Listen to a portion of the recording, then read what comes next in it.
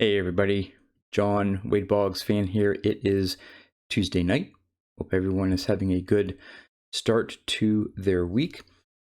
Today's video is going to be a little bit of a mail day, and a care package came in. So I'll open that here in a minute, but before I do, just a couple comments, thoughts. First is a couple videos ago, when I was talking about how many subscribers and how I finally reached 200 subscribers, and I was thanking as many people as I could remember. And again, I apologize for those that I may have forgotten. And then I think later on, I was like, hey, I was up to 207, and I, had some unsubscribes. Yeah, some of you made some comments, hey, don't worry about it. And yeah, I didn't worry about it. I had just correlated one thing I saw on YouTube with some guy getting maybe kicked off or something like that, with potentially that was one of my unsubscribes. It's fine. It happens to every channel. There are bots out there. There are people that subscribe and then unsubscribe for no reason. So again, I'm not worried about it, but thank you for the comments. But the second thing, which is, I guess, a little bit more important, it's occurred to me after being on YouTube now for about 3 months and watching all these videos and care packages and other things, that these contests, 500 subscriber contest, 2,000 subscriber contest, Mr. Fisher Bike's pushing for 1,000 subscribers. YouTube has millions of users, content creators. Pretty much, if you need to look up how to do something or this or that, there are a ton of channels. But I don't know, it just seems to me, I don't use YouTube a lot, so I don't know really what's out there, but it just occurs to me that these groups that we have in our card community, and whether it's, hey, we rip packs and do breaks or show off our PCs, or a wide range, but all within the greater card collecting hobby and throughout all the different sports. That universe to me seems very unique in the world of YouTube. Yeah, if you need to, if you want a tech review, you can find tons of channels that do tech reviews. If you want to, recipes, or, all these people out here on how to do YouTube, how to create videos, how to get subscribers, how do you get views, and all this other stuff. There's a lot of informational videos out there, but I think we're unique in that we are truly a community. Now, not every one of us maybe get along or agree with some of our viewpoints or things like that, but in general, I don't know of another section of YouTube that, like I said, we send care packages to each other. We promote others' channels and videos. We have contests where we give stuff away to people who subscribe to us for free. It's not like we are charging a membership and, hey, I'm doing a drawing and, open to our members or whatever. So I don't know. I just thought, just a little commentary there. And most of you maybe know this. Some of you may not have really thought about it. But I don't know. I think we're a unique group, something to be proud of. And yeah, that's just my little take on an observation that I've had. So I'm going to open up the care package here. I'm going to hide the address, but it's from Alan's Cards. Now, he's on YouTube, but I don't think he creates any content. But I know he has visited and watched my channel, and watched my videos, commented on my channels, and he reached out to me. I think maybe after one of the videos where I asked, hey, give me your email address or something like that. I'll reach out to you, maybe do some care packages and stuff.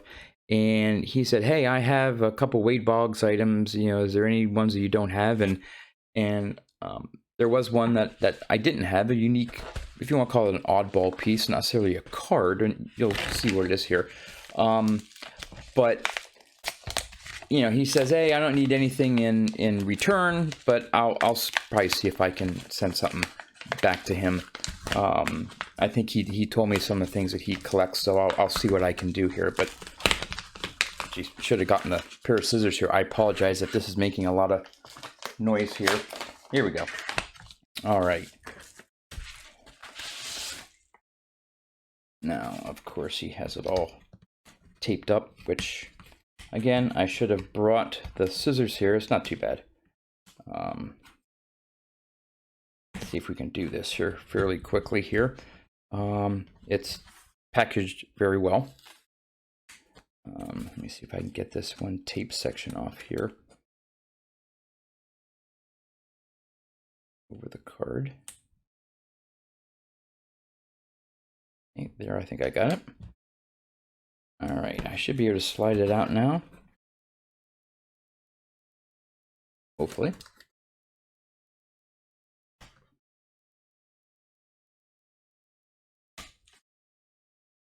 All right, and actually there's a note in here. It says, glad I could help fill a gap in your collection. Enjoy, Alan. So Alan, thank you very much. And unfortunately, he said the Devil Dogs would not be included. Darn. But it is a full, it's an open box of the Drake's Big Hitters featuring Wade Boggs and Darryl Strawberry.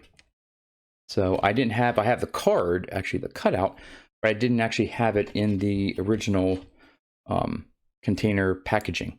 So I'll find a way to display that and add it to my collection. So again, Alan, thank you very much. And so now I'm going to turn the camera around after hopefully not boring all of you. And we'll take a look at some cards that have come in over the last couple days. Most of them are Boggs, and one non-Boggs for my PSA vintage collection. So let's go take a look. All right, let's start off with the Wade Boggs cards I got in the mail today. Here's one that, if you know me, been watching my videos, know how I collect Wade Boggs. My goal is to get as many different Wade Boggs cards as I can, and it's rare that I go out and get duplicates. Well, I saw this 2003 Donruss Champions Grand Champions, and it said it was the foil version. And it is the sort of the foil version per se. Okay, there's some little bit of a shine to it. Okay, and the listing did say, there's no deception here, the listing said it was serial numbered out of 100. So I go and look on my checklist, and I see the Grand Champions, and I see the Grand Champions hollow foil. And I'm like, oh, this is the foil one that I need. Didn't look at and I knew it was the foil or hollow foil was serial numbered, but I didn't look at what it was out of. Well, turns out, of course, after I bought it, which I thought was a pretty good price, because there was another one out there that was for at least $10 more, if not maybe 15. And it's been on my watch list for a while, and I'm like, no. And then this one comes along and says it's the foil. I'm like, oh, wow, excellent. So I jump on it. Well, this is, I think, what they call the metal. And of course, I already have it.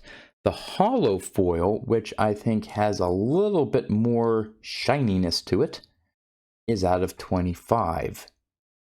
And this is out of 100. So this is a duplicate.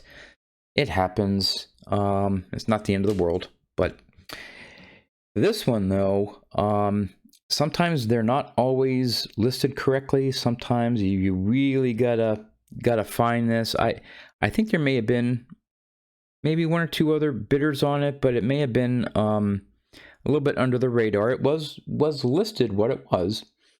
And if on first inspection you go, well, geez, that's a 88 Topps All-Star. What's so big about that?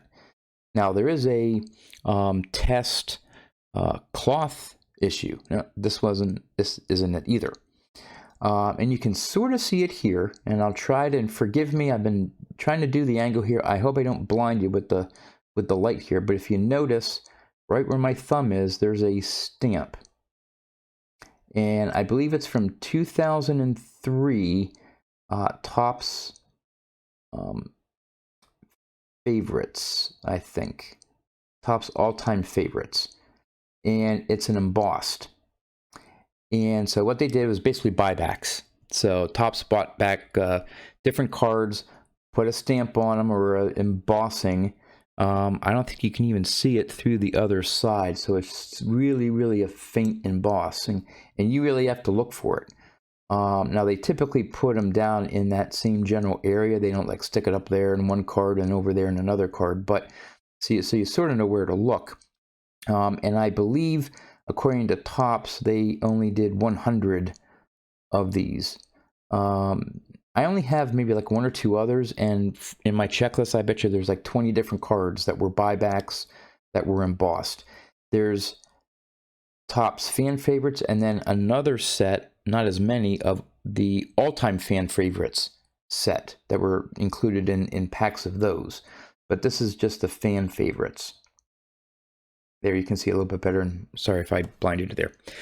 All right, next on the list are some art cards, some of those ASO art cards, and that I showed off in one of my videos. And this one is the same artist as the one that I got last time, and these are in the design of 1957 Topps.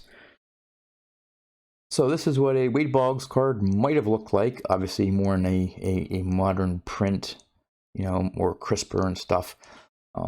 What a Wade Boggs card might look like in the 1957 Topps design. Pretty cool. And the back is just autographed one of one by the one who made the card. There's his base. Then they did a facsimile autograph version.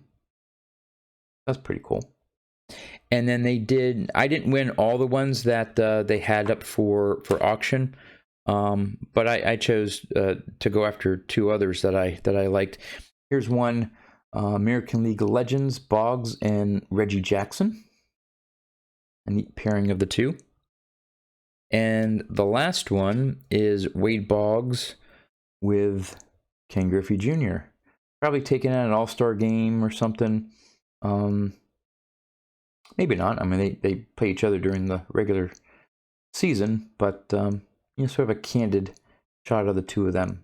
So those are those art card pickups. And then one last Boggs. This is from 2020 Select, and it is the, I don't know what they call it. I forget now. It's the one parallel. It's out of 25. It's actually 1 out of 20, number 1 out of 25. And check out the shine on that. That is, and again, you know, Panini, it doesn't have a license, and yeah, it would be nice to have the little Yankees logo on the helmet and making a little bit of New York or whatever, but man, that is a cool looking card. And it is, again, serial numbered 1 out of 25. I still don't have the regular, and there's a version out of 49 and another one out of 75, I believe. So as the case sometimes, I grab the hardest one, and it takes me a while to find the more available ones. But I just can't stop looking at this in the light. It is really cool. So that's the Boggs cards there. And for my one PSA pickup, it's a 79 Topps. And for those of you who have been watching some of my videos, I did one where it was I think I called it Mail Day in a Memory, where I found this list of cards that my mom wrote down, and of like 81 Flair errors, and one of them was 1979 Topps Bump Wills error card and corrected card.